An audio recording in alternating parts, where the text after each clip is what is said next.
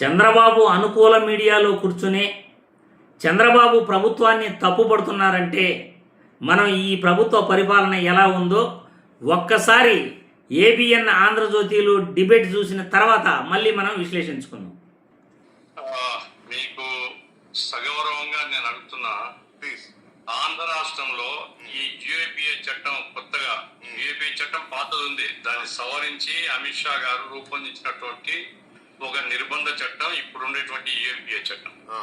ఈ యూఏపీఏ చట్టం కింద ఎన్ని కేసులు పెట్టినారు ఏమైనా చెప్పగలుగుతారో? నాకు ఎంతమందిని అరెస్ట్ చేశారు? నాకు తెలిసి ఇప్పుడు ఈ గవర్నమెంట్ వచ్చినాక ఇది ఫస్ట్ కేసు. ఇప్పుడు ఫస్ట్ కేసు ఈ రెండేళ్లలో గవర్నమెంట్ లో కూడా లేదు, పోయిన గవర్నమెంట్ లో కూడా లేదు యూఏపీఏ. ఈ గవర్నమెంట్ ఇప్పుడు పిచ్చుక మీద బ్రహ్మాస్త్రం.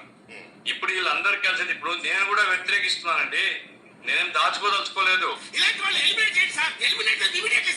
యూఏపీఏ అనేది దేశంలో ఒక గుర్తింపబడినటువంటి ప్రజాస్వామ్య వ్యతిరేక చట్టం, అది నిర్బంధ చట్టం, స్టాన్ స్వామిని చంపిన చట్టం, అది గౌరవరావును విచారణ లేకుండా చేసిన చట్టం, అది ఈ చట్టంకి అమల్లో ఉందండి.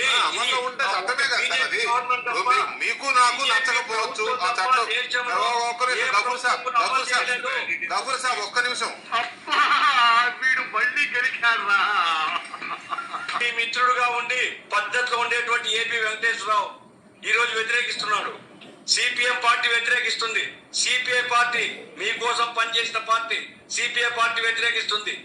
రాష్ట్రంలో అనేక మంది మేధావులు మీకోసం అంటే టీడీపీ కోసం అండి.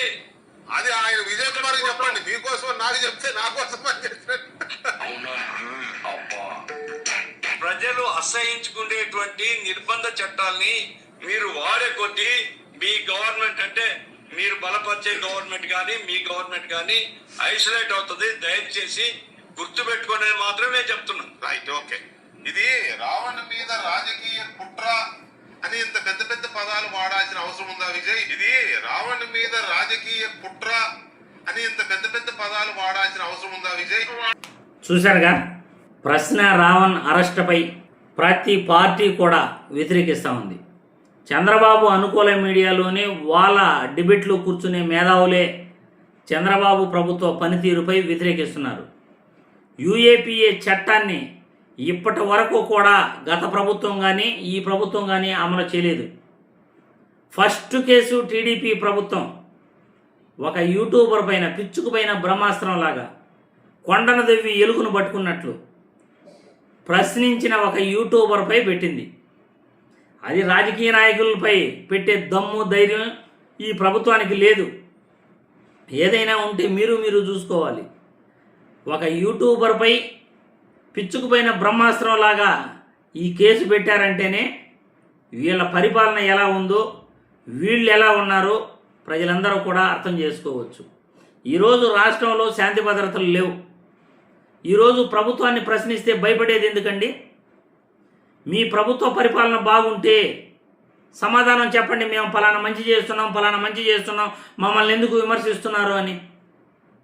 తిట్లు తిట్టేది మీరే, మతాలను రెచ్చగొట్టేది మీరే, కులాలను రెచ్చగొట్టేది మీరే. మీరు ఏమైనా చేయొచ్చు, కానీ అవతల వాళ్ళు ఏమీ మాట్లాడకూడదు. ఇది ఎక్కడ చట్టం? ఇది ఎక్కడ పరిపాలన? మీరు ఏం మాట్లాడినా అందరూ గమనం ఉండాలి. అవతల వాళ్ళు మాట్లాడితే మాత్రం వాళ్ళపైన కేసులు పెట్టేస్తారు. మీరు మాట్లాడచ్చు. పవన్ కళ్యాణ్ నోటుకొచ్చిన బండబూతులు తిట్టచ్చు, లోకేష్ బాబు తిట్టచ్చు, చంద్రబాబు నాయుడు నోటుకొచ్చిన బండబూతులు మాజీ ముఖ్యమంత్రిని తిట్టచ్చు, రౌడీ అనొచ్చు, ఒక రాజకీయ పార్టీని గొడ్డల పార్టీ అనొచ్చు. అరే, వాళ్ళు గతంలో ప్రతిపక్షంలో పనిచేశారు, అధికారంలోనూ ఉన్నారు. మాజీ ముఖ్యమంత్రిని పట్టుకుని నోటికొచ్చినట్లు మాట్లాడకూడదు అనే గౌరవం కూడా లేదు. ఆధారాలు లేకుండా తిరుమల లడ్డూలో కల్తీ జరిగిందంటారు. ఆధారాలు లేకుండా రాష్ట్రంలో మద్యం ఏరులై పారుతూ ఉందంటారు. ఇప్పుడేమో పారనట్టు, ఇప్పుడేమో మద్యాన్ని పూర్తిగా మీరు నియంత్రణ చేసినట్లు, ఇప్పుడేమో మీరు ఇసుకని కంట్రోల్లో పెట్టినట్లు, ఇప్పుడేమో ఉచితంగా ఇసుక మీరు ఇస్తున్నట్లు, మీరేదో ప్రజలకు మంచి చేసినట్లు, ప్రభుత్వ బడులకు మంచి చేసినట్లు, ప్రభుత్వ ఆసుపత్రులకు మంచి చేసినట్లు, రాష్ట్రంలో శాంతి భద్రతలు ఉన్నట్లు అన్నీ కూడా మీకు మీరే గొప్పగా డబ్బా కొట్టుకుంటూ ప్రచారాలు చేసుకుంటారు. కానీ ఏ ఒక్కటి కూడా ఏమీ లేదు ఈ ప్రభుత్వం వల్ల, ఉపయోగం ఏమీ లేదు. అటువంటిది చంద్రబాబు ప్రభుత్వాన్ని వ్యతిరేకించిన వాడంటూ ఉండడు. ఇప్పుడు ఈరోజు రాష్ట్రంలో ప్రతి ఒక్కరూ కూడా చంద్రబాబు ప్రభుత్వాన్ని విమర్శించే వాళ్ళే, ఈ పరిపాలనను తప్పుపట్టే వాళ్ళే. మరి ప్రజలు మీ అభిప్రాయాలను కామెంట్ల రూపంలో తెలియజేయండి.